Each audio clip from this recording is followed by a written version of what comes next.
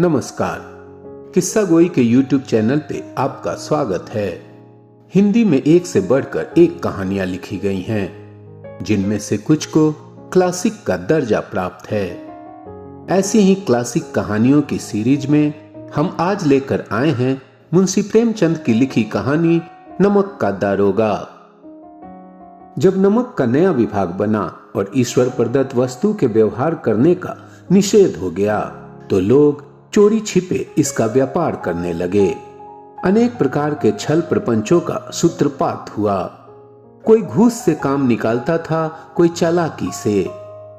अधिकारियों के पौ 12 थे। पटवारी गिरी का सर्वसम्मानित पद छोड़ छोड़ कर लोग इस विभाग की बरकंदाजी करते थे।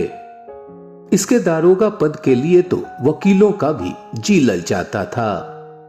यह वह समय था जब अंग्रेजी शिक्षा और ईसाई मत को लोग एक ही वस्तु समझते थे। फारसी का प्राबल्य था। प्रेम की कथाएं और श्रृंगार रस के काव्य पढ़कर फारसीदा लोग सर्वोच्च पदों पर नियुक्त हो जाया करते थे। मुंशी वंशीधर भी जुलेखा की विरह कथा समाप्त करके सीरी और फरहाद के प्रेम वृत्तांत को नल और नील की लड़ाई और अमेरिका के आविष्कार से अधिक महत्व की बातें समझते हुए रोजगार की खोज में निकले। उनके पिता एक अनुभवी पुरुष थे। समझाने लगे, बेटा, घर की दुर्दशा देख रहे हो।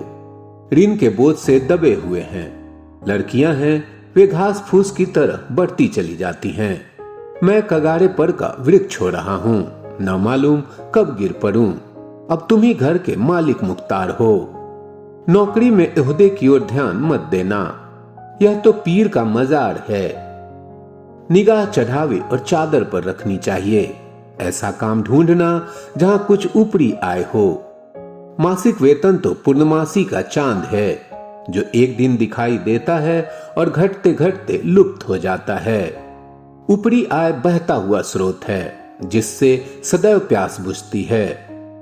वेतन मनुष्य देता है, इसी से उसमें वृद्धि नहीं होती। ऊपरी आमदनी ईश्वर देता है, इसी से उसकी बरकत होती है। तुम स्वयं विद्वान हो, तुम्हें क्या समझाऊं। इस विषय में विवेक की बड़ी आवश्यकता है। मनुष्य को देखो, उसकी आवश्यकता को देखो और अवसर को देखो। उसके उपरांत जो उचित समझो करो। गरज वाले आदमी के साथ कठोरता करने में लाभ ही लाभ है, लेकिन बेगैरज को दांव पर पाना जरा कठिन है। इन बातों को निगाह में बांध लो, यह मेरी जन्म भर की कमाई है। इस उपदेश के बाद पिताजी ने आशीर्वाद दिया। वंशीधर आज्ञाकारी पुत्र थे। ये बातें ध्यान से सुनी और तब घर से चल खड़े हुए। इस विस्तृत संसार में उनके लिए धैर्य अपना मित्र, बुद्धि अपनी पथ प्रदर्शक और आत्मावलंबन ही अपना सहायक था। लेकिन अच्छे शकुन से चले थे। जाते ही जाते नमक विभाग के दारोगा पद पर प्रतिष्ठित हो गए। वेतन अच्छा और ऊपरी आय का तो ठिकाना ही न था। वृद्ध मुंशी जी को सुख संवाद मिला तो फूले न समाये। महाजन कुछ नरम पड़े। कलवार की आशालता लहराई। पड़ोसियों के हृदय में शूल उठने लगे। जाड़े के दिन थे और रात का समय। नमक के सिपाही चौकीदार नशे में मस्त थे। मुंशी वंशीधर को यहां आए अभी 6 महीनों से अधिक न हुए थे, लेकिन इस थोड़े समय में ही उन्होंने अपनी कार्यकुशलता और उत्तम आचार से अफसरों को मोहित कर लिया था। अफसर लोग उन पर बहुत विश्वास करने लगे। नमक के दफ्तर से 1 मील पूर्व की ओर जमुना बहती थी। उस पर नावों का एक पुल बना हुआ था। दारोगा जी किवाड़ बंद किए मीठी नींद सो रहे थे। अचानक आंख खुली तो नदी के प्रवाह की जगह गाड़ियों की गड़गड़ाहट तथा मल्लाहों का कोलाहल सुनाई दिया। उठ बैठे। इतनी रात गए गाड़ियां क्यों नदी के पार जाती हैं? अवश्य कुछ न कुछ गोलमाल है। तर्क ने भ्रम को पुष्ट किया। वर्दी पहनी, तमंचा जेब में रखा और बात की बात में घोड़ा बढ़ाए हुए पुल पर आ पहुंचे। गाड़ियों की एक लंबी कतार पुल के पार जाती हुई देखी। डांट कर पूछा, किसकी गाड़ियां हैं? थोड़ी देर सन्नाटा रहा। आदमियों में कुछ कानाफूसी हुई। तब आगे वाले ने कहा, पंडित आलोपी दीन की। कौन पंडित आलोपी दीन? दातागंज के। मुंशी वंशीधर चौंके। पंडित आलोपी दीन इस इलाके के सबसे प्रतिष्ठित जमींदार थे। लाखों रुपए का लेन देन करते थे। इधर छोटे से बड़े कौन ऐसे थे जो उनके ऋणी न हों। व्यापार भी बड़ा लंबा चौड़ा था। बड़े चलते पुर्जे आदमी थे। अंग्रेज अफसर उनके इलाके में शिकार खेलने आते और उनके मेहमान होते। 12 मास सदाव्रत चलता था। मुंशी ने पूछा, गाड़ियां कहां जाएंगी? उत्तर मिला, कानपुर। लेकिन इस प्रश्न पर कि इनमें क्या है, सन्नाटा छा गया। दारोगा साहब का संदेह और भी बढ़ा। कुछ देर तक उत्तर की बाट देखकर वह जोर से बोले, क्या तुम सब गूंगे हो गए हो? हम पूछते हैं इसमें क्या लदा है? जब इस बार भी कोई उत्तर न मिला तो उन्होंने घोड़े के एक गाड़ी से मिलाकर बोरे को टटोला। भ्रम दूर हो गया। यह नमक के डेले थे। पंडित आलोपी दीन अपने सजीले रथ पर सवार कुछ सोते कुछ जागते चले आते थे। अचानक कई गाड़ीवानों ने घबराए हुए आकर जगाया और बोले, महाराज, दारोगा ने गाड़ियां रोक दी हैं और घाट पर खड़े आपको बुलाते हैं। पंडित आलोपी दीन का लक्ष्मी जी पर अखंड विश्वास था। वह कहा करते थे कि संसार का तो कहना ही क्या, स्वर्ग में भी लक्ष्मी का ही राज है। उनका यह कहना यथार्थ ही था। न्याय और नीति सब लक्ष्मी के ही खिलौने हैं। इन्हें वह जैसे चाहती हैं नचाती हैं। लेटे ही लेटे गर्व से बोले, चलो हम आते हैं। यह कहकर पंडित जी ने बड़ी निश्चिंतता से पान के बीड़े लगाकर खाए। फिर लिहाफ ओढ़े हुए दारोगा के पास आकर बोले, बाबूजी, आशीर्वाद। कहिए, हमसे ऐसा कौन सा अपराध हुआ कि गाड़ियां रोक दी गईं? हम ब्राह्मणों पर तो आपकी कृपा दृष्टि रहनी चाहिए। वंशीधर रुखाई से बोले, सरकारी हुक्म। पंडित आलोपी दीन ने हंसकर कहा, हम सरकारी हुक्म को नहीं जानते और न सरकार को। हमारे सरकार तो आप ही हैं। हमारा और आपका तो घर का मामला है। हम कभी आपसे बाहर हो सकते हैं? आपने व्यर्थ का कष्ट उठाया। यह हो नहीं सकता कि इधर से जाएं और इस घाट के देवता को भेंट न चढ़ावें। मैं तो आपकी सेवा में स्वयं ही आ रहा था। बंसीधर पर ऐश्वर्य की मोहिनी बंसी का कुछ प्रभाव न पड़ा। ईमानदारी की नई उमंग थी। कड़क कर बोले, हम उन नमक हरामियों में नहीं हैं जो कौड़ियों पर अपना ईमान बेचते फिरते हैं। आप इस समय हिरासत में हैं। आपको कायदे के अनुसार चालान होगा। बस मुझे अधिक बातों की फुर्सत नहीं है। जमादार बदलू सिंह, तुम इन्हें हिरासत में ले चलो, मैं हुक्म देता हूं। पंडित आलोपी दीन स्तंभित हो गए। गाड़ीवानों में हलचल मच गई। पंडित जी के जीवन में कदाचित यह पहला ही अवसर था कि पंडित जी को ऐसी कठोर बातें सुननी पड़ी। बदलू सिंह आगे बढ़ा, किंतु रोब के मारे यह साहस न हुआ कि उनका हाथ पकड़ सके। पंडित जी ने धर्म को धन का ऐसा निरादर करते कभी न देखा था। विचार किया कि यह अभी उदंड लड़का है, माया मोह के जाल में अभी नहीं पड़ा। अल्लड़ है, झिझकता है। बहुत दीन भाव से बोले, बाबू साहब, ऐसा न कीजिए, हम मिट जाएंगे। इज्जत धूल में मिल जाएगी। हमारा अपमान करने से आपके हाथ क्या आएगा?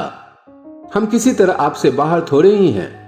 वंशीधर ने कठोर स्वर में कहा, हम ऐसी बातें नहीं सुनना चाहते। आलोपी दीन ने जिस सहारे को चट्टान समझ रखा था वह पैरों के नीचे खिसकता हुआ मालूम हुआ। स्वाभिमान और धन ऐश्वर्य की कड़ी चोट लगी, किंतु अभी तक धन की सांख्यिक शक्ति का पूरा भरोसा था।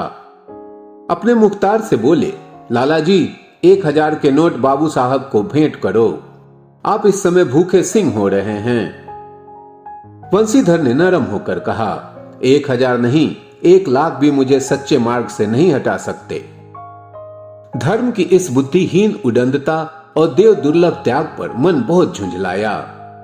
अब दोनों शक्तियों में संग्राम होने लगा। धन ने उछल उछल कर आक्रमण करने शुरू किए। 1 से 5, 5 से 10, 10 से 15 और 15 से 20,000 तक नौबत पहुंची। किंतु धर्म अलौकिक वीरता के साथ बहुसंख्यक सेना के सम्मुख अकेला पर्वत की भांति अटल अविचलित खड़ा था। अलोपीदीन निराश होकर बोले, अब इससे अधिक मेरा साहस नहीं, आगे आपको अधिकार है। वंशीधर ने अपने जमादार को ललकारा। बदलू सिंह मन में दारोगा जी को गालियां देता हुआ पंडित अलोपीदीन की ओर बढ़ा। पंडित जी घबराकर 2-3 कदम पीछे हट गए। अत्यंत दीनता से बोले, बाबू साहब, ईश्वर के लिए मुझ पर दया कीजिए। मैं 25,000 पर निपटारा करने को तैयार हूं। असंभव बात है। 30,000 पर किसी तरह भी संभव नहीं।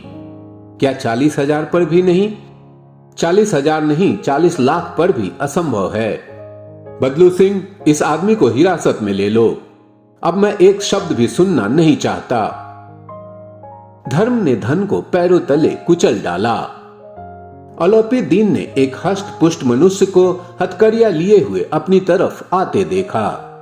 चारों ओर निराशा और कातर दृष्टि से देखने लगे। इसके बाद मूर्छित होकर गिर पड़े। दुनिया सोती थी, पर दुनिया की जीभ जागती थी। सवेरे देखिए तो बालक वृद्ध सबके मुंह से यही बात सुनाई देती थी। जिसे देखिए वही पंडित जी के इस व्यवहार पर टीका टिप्पणी कर रहा था। निंदा की बौछारें हो रही थी, मानो संसार से अब पापी का पाप कट गया। पानी को दूध के नाम से बेचने वाला ग्वाला, कल्पित रोजनामचे भरने वाले अधिकारी वर्ग, रेल में बिना टिकट सफर करने वाले बाबू लोग, जाली दस्तावेज बनाने वाले सेठ और साहूकार, यह सब के सब देवताओं की भांति गर्दनें चला रहे थे। जब दूसरे दिन पंडित अलोपीदीन अभियुक्त होकर कांस्टेबलों के साथ हाथों में हथकड़ियां, हृदय में ग्लानि और क्षोभ भरे, लज्जा से गर्दन झुकाए अदालत की ओर चले तो सारे शहर में हलचल मच गई। मेलों में कदाचित आंखें इतनी व्यग्र न होती होंगी। भीड़ के मारे छत और दीवार में कोई भेद न रहा, किंतु अदालत में पहुंचने की देर थी। पंडित अलोपीदीन इस अगाध वन के सिंह थे। अधिकारी वर्ग उनके भक्त, अमले उनके सेवक, वकील मुख्तार उनके आज्ञा पालक और अर्दली, चपरासी तथा चौकीदार तो उनके बिना मोल के गुलाम थे। उन्हें देखते ही लोग चारों तरफ से दौड़े। सभी लोग विस्मित हो रहे थे, इसलिए नहीं कि अलोपीदीन ने यह कर्म किया, बल्कि इसलिए कि वह कानून के पंजे में कैसे आए। ऐसा मनुष्य जिसके पास असाध्य साधन करने वाला धन और अनन्य वाचालता हो, वह क्यों कानून के पंजे में आए? प्रत्येक मनुष्य उनसे सहानुभूति प्रकट करता था। बड़ी तत्परता से इस आक्रमण को रोकने के निमित्त वकीलों की एक सेना तैयार की गई। न्याय के मैदान में धर्म और धन में युद्ध थन गया। वंशीधर चुपचाप खड़े थे।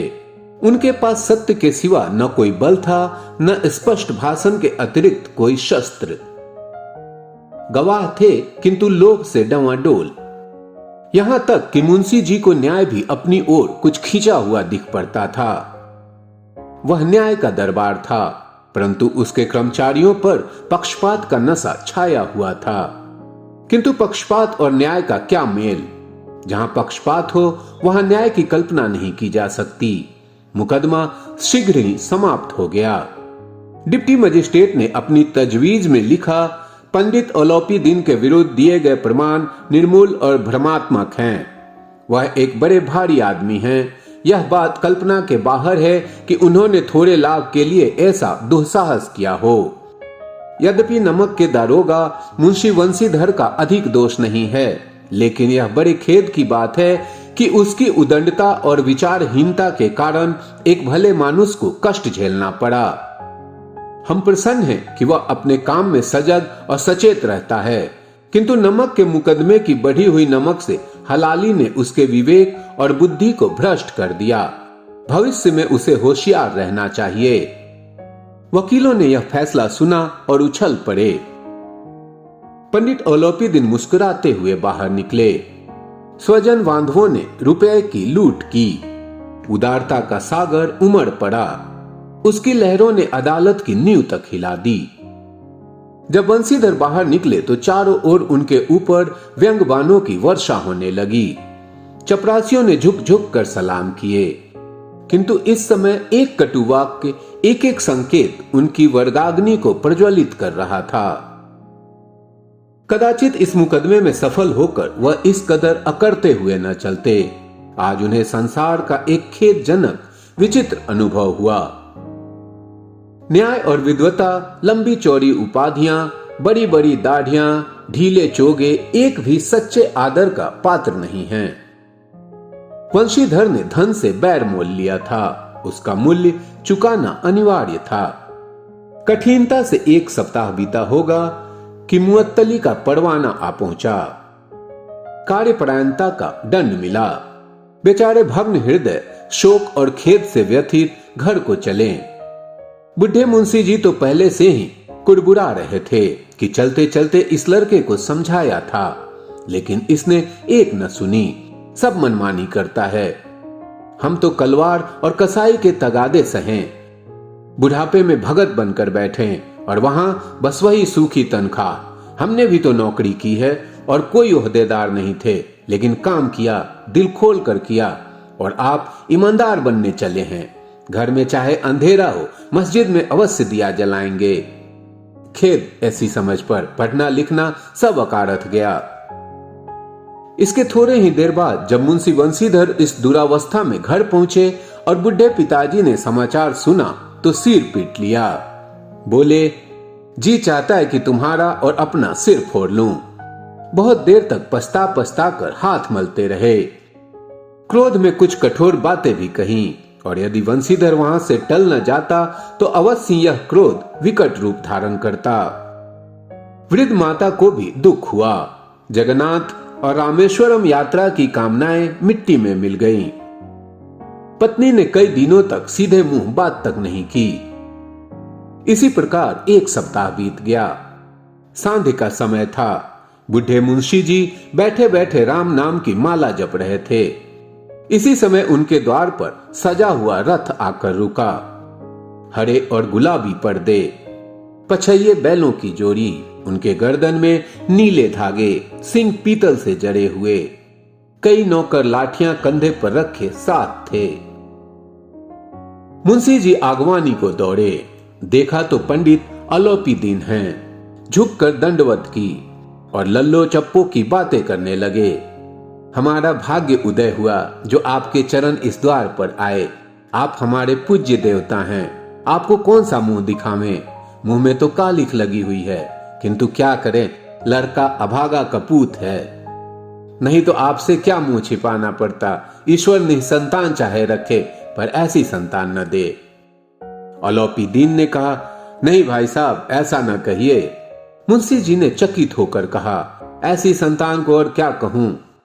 अलौपीदीन ने वात्सल्यपूर्ण स्वर में कहा, कुल तिलक और पुरखों की कृति उज्जवल करने वाले संसार में ऐसे कितने धर्मपरायण मनुष्य हैं जो धर्म पर अपना सब कुछ अर्पण कर सकें। पंडित अलौपीदीन ने वंशीधर से कहा, दारोगा जी, इसे खुशामद न समझिए। खुशामद करने के लिए मुझे इतना कष्ट उठाने की जरूरत न थी। उस रात को आपने अपने अधिकार बल से अपनी हिरासत में लिया था, किंतु आज मैं स्वेच्छा से आपकी हिरासत में आया हूं। मैंने हजारों रईस और अमीर देखे, हजारों उच्च पदाधिकारियों से काम पड़ा, किंतु परास्त किया तो आपने। मैंने सबको अपना और अपने धन का गुलाम बनाकर छोड़ दिया। मुझे आज्ञा दीजिए कि मैं आपसे कुछ विनय करूं। वंशीधर ने अलौपीदीन को आते देखा तो उठकर सत्कार किया, किंतु स्वाभिमान सहित। समझ गए कि यह महाशय मुझे लज्जित करने और जलाने आए हैं। क्षमा प्रार्थना की चेष्टा नहीं की, वरन उन्हें अपने पिता की यह ठकुर सुहाती की बात असहज सी प्रतीत हुई। पर पंडित जी की बातें सुनी तो मन का मैल मिट गया। पंडित जी की ओर उड़ती हुई दृष्टि से देखा। सद्भाव झलक रहा था। गर्व ने अब लज्जा के सामने सिर झुका दिया। शर्माते हुए बोले, यह आपकी उदारता है जो ऐसा कहते हैं। मुझसे जो कुछ अविनय हुई है उसे क्षमा कीजिए। मैं धर्म की बेड़ी में जकड़ा हुआ था, नहीं तो वैसे मैं आपका दास हूं। जो आज्ञा होगी वह मेरे सिर माथे पर। अलोपीदीन ने विनीत भाव से कहा, नदी तट पर आपने मेरी प्रार्थना नहीं स्वीकार की थी, किंतु आज स्वीकार करनी पड़ेगी। बंसीधर बोले, मैं किस योग्य हूं, किंतु जो कुछ सेवा मुझसे हो सकती है उसमें त्रुटि न होगी। अलोपीदीन ने एक स्टाम्प लगा हुआ पत्र निकाला और उसे वंशीधर के सामने रखकर बोले, इस पद को स्वीकार कीजिए और अपने हस्ताक्षर कर दीजिए। मैं ब्राह्मण हूं, जब तक यह सवाल पूरा न कीजिएगा द्वार से ना हटूंगा।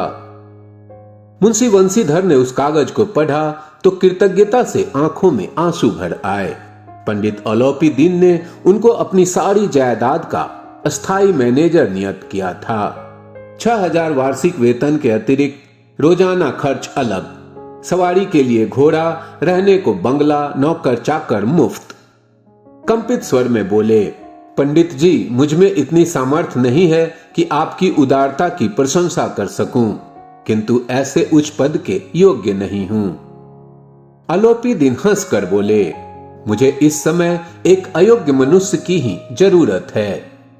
वंशीधर ने गंभीर भाव से कहा, यूं मैं आपका दास हूं, आप जैसे कीर्तिवान सज्जन पुरुष की सेवा करना मेरे लिए सौभाग्य की बात है, किंतु मुझ में न विद्या न बुद्धि न वह स्वभाव जो इन त्रुटियों की पूर्ति कर देता। ऐसे महान कार्य के लिए एक बड़े मर्मज्ञ अनुभवी मनुष्य की जरूरत है। अलोपीदीन ने कलमदान से कलम निकाली और उसे वंशीधर के हाथ में देकर बोले, न मुझे विद्वता की चाह है, न अनुभव की, न मर्मज्ञता की, न कार्य कुशलता की। इन गुणों के महत्व को खूब पा चुका हूं। अब सौभाग्य और सुअवसर ने मुझे वह मोती दे दिया है जिसके सामने योग्यता और विद्वता की चमक फीकी पड़ जाती है। यह कलम लीजिए, अधिक सोच विचार न कीजिए, दस्तखत कर दीजिए। परमात्मा से यही प्रार्थना है कि वह आपको सदैव वही नदी के किनारे वाला बेमुरव्वत, उदंड, कठोर परंतु धर्मनिष्ठ दरोगा बनाए रखे। बंसीधर की आंखें डबडबा आईं। हृदय के संकुचित पात्र में इतना एहसान न समा सका। एक बार फिर पंडित जी की ओर भक्ति और श्रद्धा की दृष्टि से देखा और कांपते हुए हाथ से मैनेजरी के कागज पर हस्ताक्षर कर दिए। अलोपीदीन ने प्रफुल्लित होकर उन्हें गले लगा लिया।